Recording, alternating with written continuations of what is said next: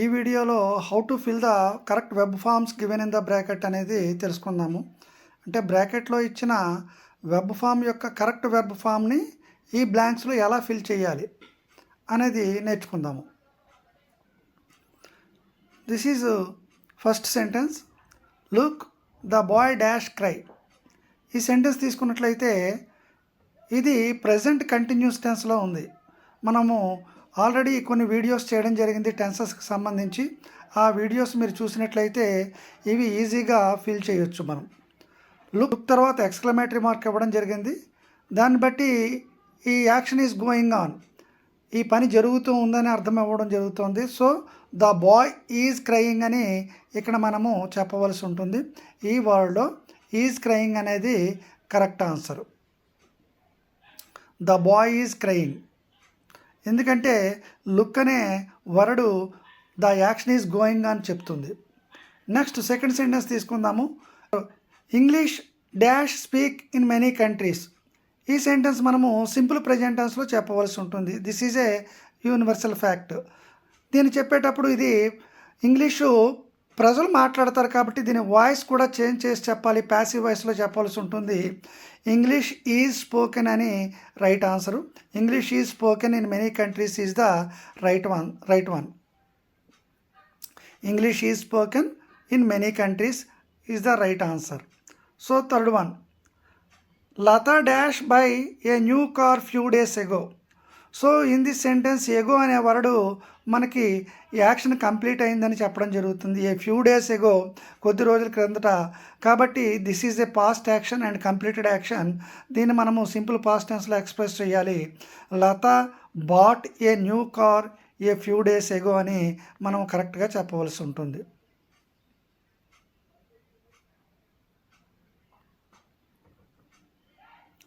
Next fourth one, if it rains we dash stay indoors. ఇక్కడ if clause ఉపయోగించడం జరిగింది. ఈ ఇఫ్ క్లాజ్ గురించి కూడా మనం వీడియోస్ చేయడం జరిగింది. ఆ వీడియోస్ మీరు చూసినట్లయితే క్లియర్గా మీకు ఈ సెంటెన్స్ ఎక్స్ప్లెనేషన్ అర్థమవుతుంది. So this is A open condition clause. Open కండిషన్లో మనం చెప్పేటప్పుడు ఫస్ట్ సెంటెన్స్ ప్రెజెంట్ టెన్స్లో ఉంటుంది, నెక్స్ట్ మనకి సెంటెన్సు ఫ్యూచర్ టెన్స్లో చెప్పవలసి ఉంటుంది. So if it rains we will stay indoor అని చెప్పవలసి ఉంటుంది. This is a subordinate clause and this is main clause. Main క్లాజ్ని ఫ్యూచర్ టెన్స్లో ఎక్స్ప్రెస్ చేయవలసి ఉంటుంది. వీ విల్ స్టే ఇండోర్స్ అనేది correct answer. Next, Sharada dash write exams tomorrow. Sharada dash write exams tomorrow. Tomorrow is the future action. ఈ future action చెప్పేటప్పుడు మనము simple future టెన్స్లో చెప్పవలసి ఉంటుంది. So Sharada will write exams tomorrow అని రాయవలసి ఉంటుంది. So will write is the right answer. Next sixth sentence, he dash meet with an accident while he dash cross the road. ఇక్కడ while అనే క్లాజ్ను ఉపయోగించడం జరిగింది. సాధారణంగా వెన్ అండ్ వైల్ క్లాజ్ను ఉపయోగించేటప్పుడు మనం simple past tense, past continuous tense, simple past tense, past కంటిన్యూస్లో చెప్పవలసి ఉంటుంది. So he met, M E T met అనే పాస్ట్ టెన్స్ వెర్బ్ టూను ఉపయోగించాలి. ఇక్కడ he met with an accident while he was crossing the road. ఇక్కడ పాస్ట్ కంటిన్యూస్ టెన్స్ని చెప్పవలసి ఉంటుంది.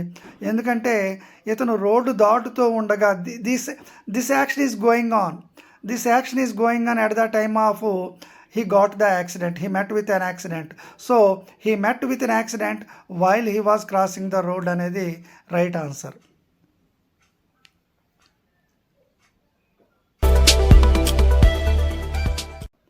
Next seventh sentence, Rajesh dash just dash post a letter.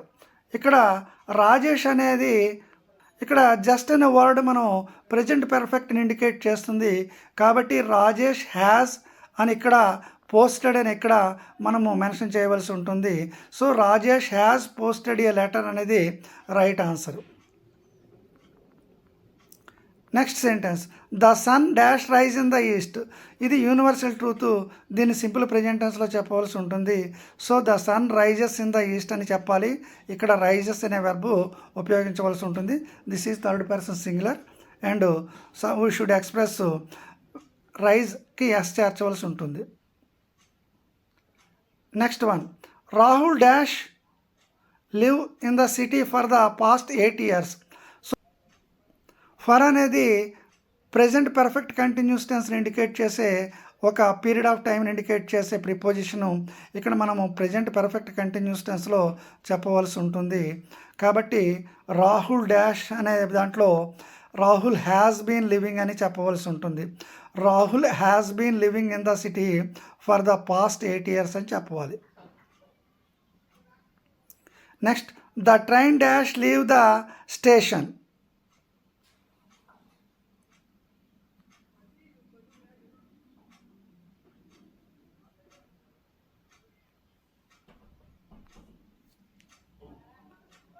Next sentence, the train had left the station అని చెప్పవలసి ఉంటుంది. వెన్ వీ రీచ్డ్ దేర్, మేము వెళ్ళేటప్పటికి train అప్పటికే రీచ్ అయింది. ఇది ముందు జరిగిన పనిని, 2 పనులు జరిగేటప్పుడు ముందు జరిగిన పనిని పాస్ట్ పర్ఫెక్ట్లో, తర్వాత జరిగిన పనిని సింపుల్ పాస్ట్ టెన్స్లో చెప్పవలసి ఉంటుంది. So the train had left the station when we reached the station అని చెప్పవలసి ఉంటుంది. ఇవి ఆన్సర్స్.